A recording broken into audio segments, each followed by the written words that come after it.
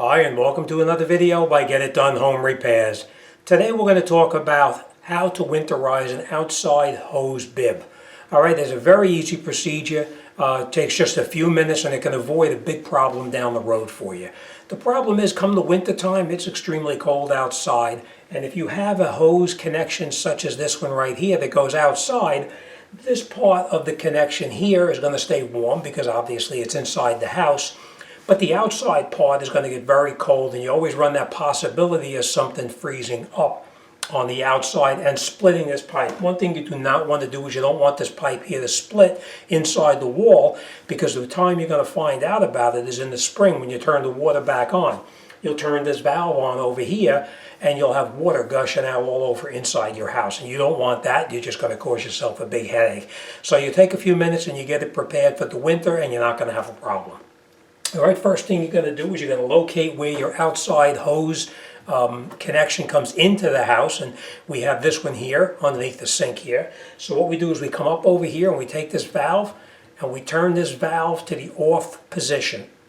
Nice and tight, and now it's off. Next thing we're going to do is we're going to take something to put underneath the bottom drain valve right here, because you can see there's a little valve. I'm going to bring you in there, I'm going to show you as well. Any of the water that's stuck inside this pipe here, we want to get it out before the winter comes. So what you do is turn the valve off, open this up just a little bit. You could take it off by hand most of the time, but if you can't open it by hand, then of course you can use pliers on it. We'll just unscrew this off here.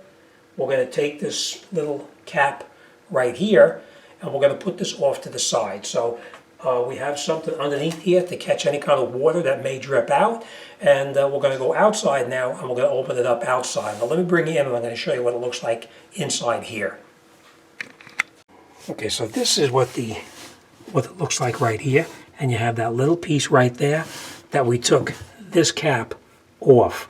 Okay, we just put the cap down. Make sure that inside this cap that rubber seal doesn't get lost, because you have to have that seal back on there, or in the springtime you're going to wind up with a leak in here when you turn that valve back on. Alright, so now this here, we have something underneath it right here, and now we're going to go outside and we're going to open up the valve on the outside to allow air to get in through here, and then therefore the water is going to wind up running either out or into this little catch container here. Alright, so let's go outside, let's open that valve up, and we'll continue outside. When you remove the hose, sometimes you will get water running out, which is perfectly fine. It's not a problem. Next thing we're going to do is we're going to open up the valve itself to let any of the water out, or to even let air in so it can drain on the other side into that little catch basin. And we're going to leave this valve in the open position for the entire winter now. All right, let's go back inside.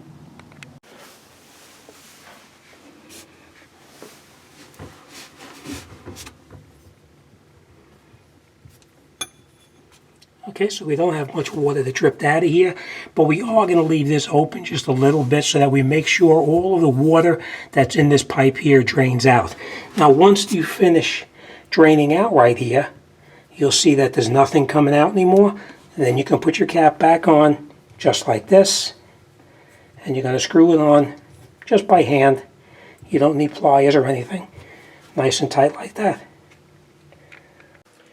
Okay, so once you put your cap back on and you leave this valve in the off position, we're going to leave the valve on the outside opened up to let it drain out any of the residual water that may be inside there.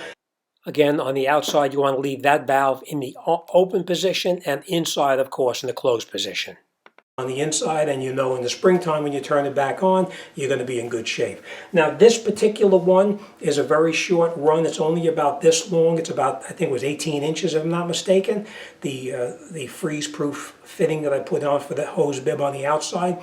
Yours may be longer depending on where it is. A lot of houses have this in the basement, and if it's in the basement, then obviously you'll have a lot of water draining out. So make sure you have a suitable sized bucket to catch any kind of water in here. As you can see right here, we had a couple of drops of water come out. Really nothing to even talk about. But that's it. We'll winterize. We don't have to worry about it freezing up, and we're good to go.